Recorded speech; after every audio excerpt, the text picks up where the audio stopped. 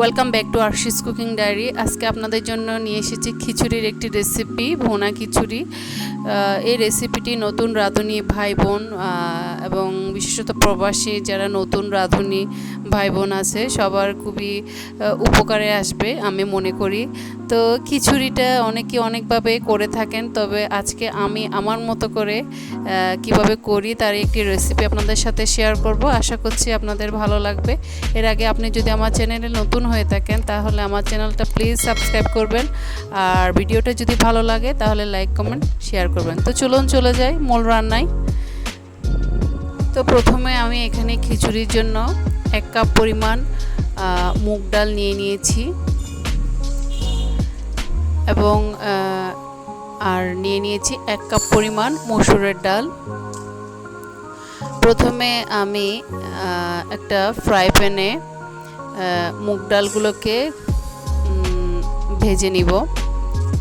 মুগ ডালগুলোকে এমনভাবে ভাজবেন যখন মুগ ডাল থেকে হালকা একটা সুঘ্রাণ আসবে তখন ডালটা ভাজা বন্ধ করে দিবেন। এবার মুগ ডাল আর মসুরের ডালগুলোকে একসাথে পানিতে ভিজিয়ে রাখবো। এখানে আমি 700 গ্রাম পরিমাণ চাউল নিয়ে নিয়েছি, এখানে কাটারি চাউল নিয়েছি।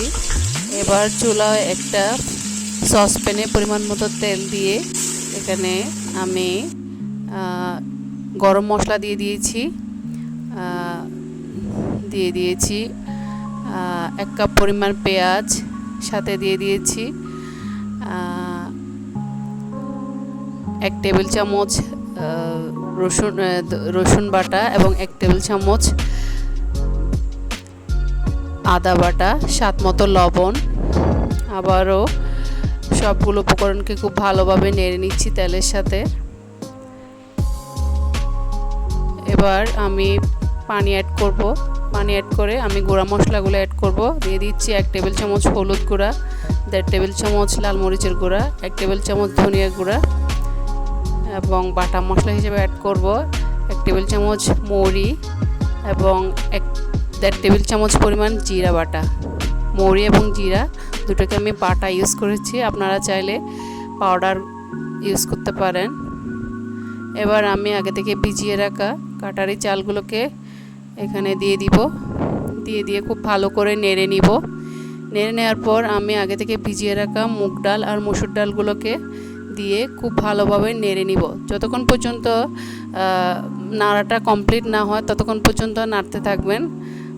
আমি বলতে চাচ্ছি কি, নাড়াটা খুব ভালোভাবে করবেন, তেলের সাথে খুব ভালোভাবে নেড়ে নেবেন, তাতেই খিচুড়িটা একদম পারফেক্ট এবং ঝরঝরা হবে। এবং আমি যতটুকু পরিমাণে চাল ডাল নিয়েছি তার ডাবল পানি ইউজ করব। এখানে আমি হাত দিয়ে মেপে নিচ্ছি, যে আইডিয়া করতে পারি সেই হিসেবে আমি হাত দিয়ে মেপে নিচ্ছি। আর আপনারা চাইলে মাপটা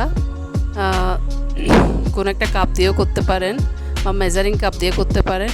এ পর্যায়ে আমি দিয়ে দিচ্ছি আগে থেকে কেটে রাখা কাঁচামরিচ। এবার সসপ্যানের ঢাকনাটা দিয়ে দিলাম। চুলার জালটা মিডিয়াম থেকে লোয়ের মাঝামাঝিতে থাকবে। এর একটু পর আমি ঢাকনাটা উল্টিয়ে চাল ডালগুলোকে খুব ভালোভাবে নেড়ে নিব, না হলে এক পাশে চাল থেকে যাবে আর এক পাশে হবে না। সেজন্য খুব ভালোভাবে নেড়ে নিচ্ছি। নেড়ে নিয়ে আবারও ঢাকনাটা দিয়ে দিচ্ছি। এর 2 মিনিট পর আমি আবারও ঢাকনাটা উল্টিয়ে ভালোভাবে নেড়ে নিচ্ছি। বলকটা চলে এসেছে এবং চালগুলোও ফুটা অলমোস্ট 70% ফুটা কমপ্লিট হয়ে গেছে। এবার যখন পানিটা একদম শুকিয়ে যাবে তখন আমি উপর থেকে দিয়ে দিব পেঁয়াজ বেরেস্তা। আমার খিচুড়িগুলো 90% মতো সিদ্ধ হয়ে গেছে। এবার ঢাকনাটা দিয়ে চুলার জলটা লোতে রেখে দমে রেখে দিব। ব্যাস তৈরি হয়ে গেল আমার ঝরঝরে ভুনা খিচুড়ি।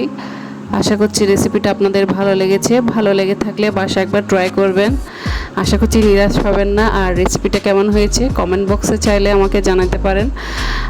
আজকে পর্যন্ত আপনাদের সকলের সুস্বাস্থ্য কামনা করে এখানেই বিদায় নিচ্ছি। আল্লাহ হাফেজ।